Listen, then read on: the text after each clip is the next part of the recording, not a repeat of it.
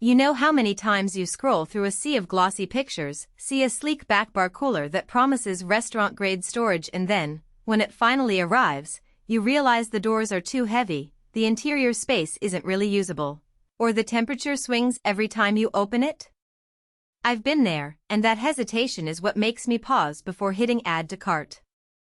If you've ever bought a kitchen appliance that looked perfect online but left you wishing you'd read a real-world review first, this video is for you. Link is in the description if you want to check the product details on Amazon. The Coolake 53-inch back bar cooler sits in a sweet spot between a home bar fridge and a small commercial unit.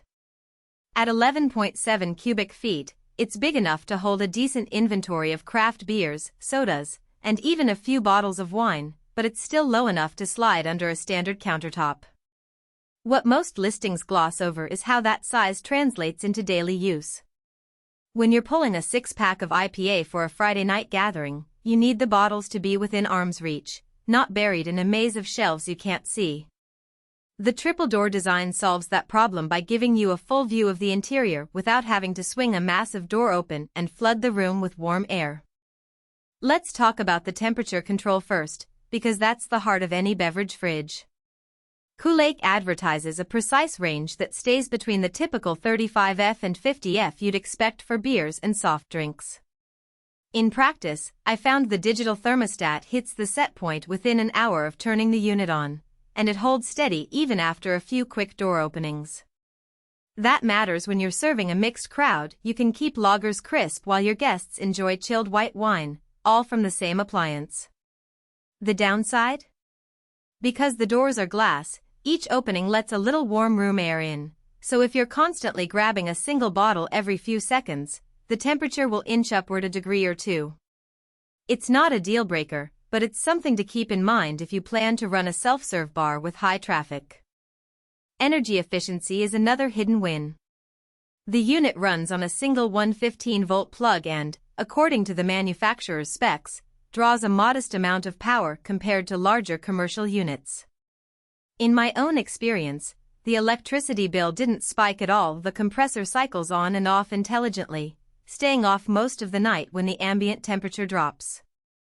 If you're budgeting for a home bar, that quiet efficiency can add up over the months. Now, who should actually consider buying this cooler? First, the home entertainer who loves to host game nights, tailgate parties, or weekend brunches.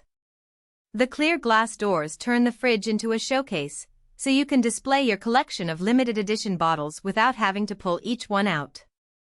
It's also a solid choice for small-scale landlords who want to add a premium perk to a short-term rental. Guests love having a stocked beverage fridge at hand.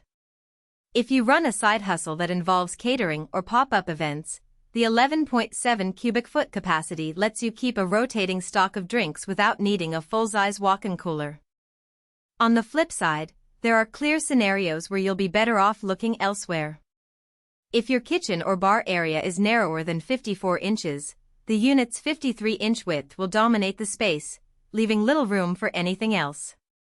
People who need a freezer compartment will be disappointed. This model is strictly a fridge, so you'll still need a separate freezer for ice or frozen treats. And if you're a budget-first shopper who's okay with a plastic door fridge that just does the job, the stainless steel finish and glass doors will feel like paying for aesthetics you may never fully appreciate. Let's walk through a typical day with this cooler. In the morning, I load a few cases of craft beer, a couple of 2-liter bottles of soda for the kids, and a small rack of Chardonnay for the evening. The LED lighting inside the fridge is bright but not harsh. It makes the bottles pop and you can see exactly what you have without opening a door. By noon, the kids grab a soda, the temperature dips just a half degree, and the compressor kicks back in, silent enough that it blends into the background of a busy household. In the evening, I pull a few glasses of white wine, and the temperature stays perfectly chilled, because the wine sits on the middle shelf where the airflow is most consistent. Throughout the night, the unit runs on low power, maintaining that sweet spot without rattling. One practical nuance I discovered is the weight of each glass door. They feel sturdy, which is good for durability.